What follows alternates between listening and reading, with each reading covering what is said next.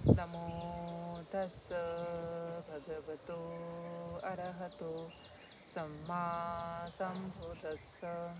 नमो तस्स भगवतो अरहतो सम्मा सम्बुद्तस्स। नमो तस्स भगवतो अरहतो सम्मा सम्बुद्तस्स। आज हम तिलमुट्ठी जातक सुनेंगे। तिलमुट्ठी इसका अर्थ होता है मुट्ठी भर तिल। तो एक जातक है, बहुत सुंदर प्रेरणादायी जातक है। एक समय वाराणसी के राज्य में राज्य करते हुए एक राजा के यहाँ एक पुत्र उत्पन्न हुआ। जब वह पुत्र 16 साल का था, उस समय राजा ने उसे तक्षशिला के लिए शिल्प सीखने के लिए भेजा। यानी अगर हमें राज्य चलाना है, क्योंकि बड़े होने के बाद वो भी राजा उसे बनना ही है, तो उस समय तक्षशिला बहुत बड़ा विद्यापीठ था। जैसे हमारे यहाँ यूनिवर्सिटीज़ होती है, तो उस प्रकार यूनिवर्सिटीज़ वो उस समय की थी। तो जहाँ अपने भारत के ही नहीं तो भारत के बाहर के लोग भी वहाँ आके धर्म सीख सकते थे। कोई भी प्रकार के, कोई भी जाति धर्म के लोग वहाँ आके शिल्प सीखते थे। अलग अलग प्रकार की विद्याओं को वहाँ सिखाया जाता था। तो तक्षशिला का नाम तो हमने सुना होगा। अभी तक्षशिला पाकिस्तान में स्थित है। तो वहाँ बहुत बड़े आचार्य रहते थे और अलग अलग आचार्यों के पास अलग अलग प्रकार की शिल्प यानी कला होती थी। तो जिसे जो कुछ सीखना है वो उसके पास जाके सीखता था। जैसे कि हम भी है, हमें अगर कॉमर्स में एडमिशन लेना है तो हम कॉमर्स के कॉलेज में लेंगे एडमिशन, या साइंस लेना है, इंजीनियरिंग करना है, डॉक्टर करना है, तो हम वहाँ जाके उस कॉलेज में जाके एडमिशन लेते हैं। उसी प्रकार जो कॉलेज अच्छा है, जो प्राचार्य अच्छा है, वही हमारे माता पिता हमें सिखाने के लिए हमें प्रेरित करते हैं। तो वाराणसी का राजा, उन्हें पता था तक्षशिला के जो आचार्य है वो राज्य कैसे चलाते हैं, उस प्रकार बहुत अच्छे तरह वो ट्रेनिंग देते हैं। तो उन्होंने अपने बेटे को, राजकुमार को वहाँ भेजा। वहाँ उनके साथ 1000 काश्यपन यानी उस काल के जो पैसे होते थे, वो पैसे उन्होंने राजकुमार के पास दिए और उनके पास जाके कहो कि राजा का पुत्र है और मैं शिल्प सीखने आया हूँ। तो जैसे कुछ सीखना होता है उसके लिए तो हमें क्या करना पड़ता है, पैसे देना पड़ता है। जो गरीब होते थे तो वह भी शिल्प सीख सकते थे, लेकिन उनको कुछ काम करना पड़ता था, आचार्य का सुनना पड़ता था। तो ये तो राजा का पुत्र था। तो इन्होंने पहले ही 1000 काश्यपन आचार्य को दिए और आचार्य को कहा कि मेरे पिता ने मुझे ये दिए हैं आपको देने के लिए। तो आचार्य कहते हैं कि आपको क्या सीखना है। तो कहते हैं वो तो राजकुमार होते हैं, तो मुझे राजकला सीखना है, कि किस प्रकार राज्य का कारभार किया जाता है वह मुझे सीखना है। तो लोगों से बिहेवियर कैसा करना, न्याय कैसे देना है, तो अलग अलग प्रकार के राजाओं को जो विषय होते थे वो सिखाए जाते थे। जैसे धनुर्विद्या होती है, तलवार की विद्या होती है, युद्ध करने की कला होती है। अलग अलग कलाओं में हर एक व्यक्ति पारंगत होता है। तो उसी प्रकार यह आचार्य के पास वही रहेगा शिल्प सीखने के लिए। तो आचार्य ने अपना बड़ा बेटा उसे बनाकर अपने घर में रखा और उसे शिल्प सिखाता जाता था। तो एक दिन ऐसा हुआ कि सामने नदी थी और आचार्य के साथ ये भी शिष्य वहाँ स्नान करने गए। जाने के बाद स्नान करते समय उन्होंने देखा एक बुढ़िया है जो तिल सुखाए बैठी है। तो तिल को देख के इनके मन में लोभ उत्पन्न हुआ और आते समय उन्होंने एक तिल उठाई और वो खा ली। एक मुट्ठी तिल उठा के वो खाई। तो बुढ़िया देखती है, लोभी है बच्चा, कहती है लोभी है। तो उस दिन वो कुछ नहीं बोलती है। दूसरे दिन फिर आचार्य के साथ अब वह राजकुमार आता है और फिर भी स्नान करने के बाद फिर जाते समय फिर से एक मुट्ठी तिल लेता है और खाता है। तो दूसरे समय भी बुढ़िया कुछ नहीं बोली। तो कहती है लोभी है बच्चा, कोई बात नहीं। लेकिन तीसरे दिन उसने वैसा ही किया। तो उसे तो गुस्सा आया। एक दिन उसने माफ़ किया, दूसरे दिन माफ़ किया, लेकिन तीसरे दिन तो वो माफ़ नहीं कर सकी, क्योंकि तिल तो उसने अपने घर के लिए बनाए रखे थे। तो उस समय फिर जोर जोर से रोने लगी और बोलने लगी कि आचार्य, आपने तो मुझे लुटवा दिया, आपके बेटे ने मुझे लुटवा दिया। आप कैसे आचार्य है कि आपके शिष्यों को आप किस प्रकार सिखाते हैं।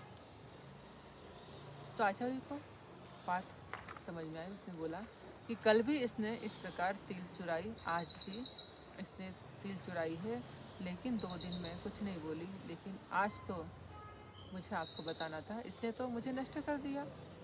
ये अगर इतनी तिल खाएगा तो मेरा कितना बड़ा नुकसान हो गया। तो आचार्य ने क्या किया, एक लकड़ी ली और उसके पीठ पर जोर जोर से 3 बार मारा उस बुढ़िया के सामने। कहा कि तूने चोरी की है, इस चोरी की तुझे ये शिक्षा मिली है। तो वो तो राजा का बेटा था, उसके मन में तो बहुत गुस्सा आया और वो बड़ा भी था, 16 ईयर ओल्ड था। उसने वह बात बहुत अच्छी तरह मन में रख ली गुस्से के साथ कि इस आचार्य ने मुझे इस बुढ़े का तिल खाने के लिए मुझे पिटाई की है और बहुत ज़ोर से पिटाई की है। वह अभी मैं इस आचार्य को छोड़ूंगा नहीं। वह आचार्य की तरह लाल आंखें करके गुस्से से देखता है और फिर निकल जाता है।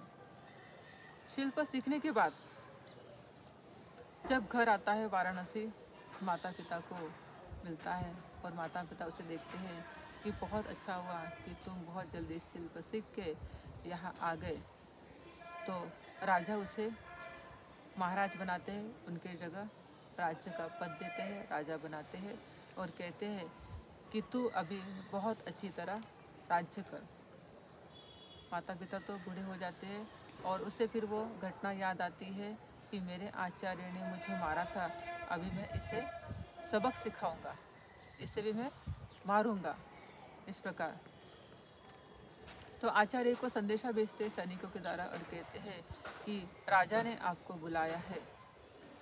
तो आचार्य को पता होता है ये तो गुस्से में है, तो अभी मैं इस समय जाता हूँ तो हो सकता है इसका गुस्सा बड़ा है और क्रोध में ये कुछ गलती कर सके। वो तो शिष्य को समझाना चाहते थे इसीलिए, लेकिन शिष्य तो क्रोधी में था और क्रोध के समय अगर कोई जाता है तो हानि हो सकती है।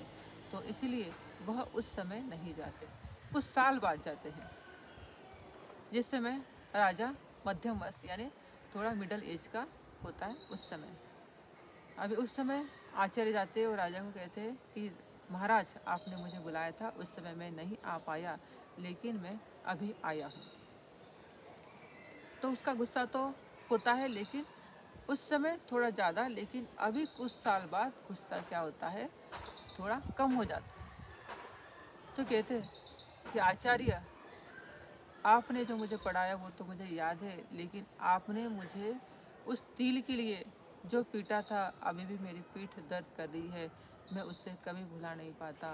तो इसलिए मुझे बदला लेना है, इसलिए मैं आपको मारने के लिए यहाँ आपको बुलाया है। इस प्रकार आचार्य को राजा कहता है।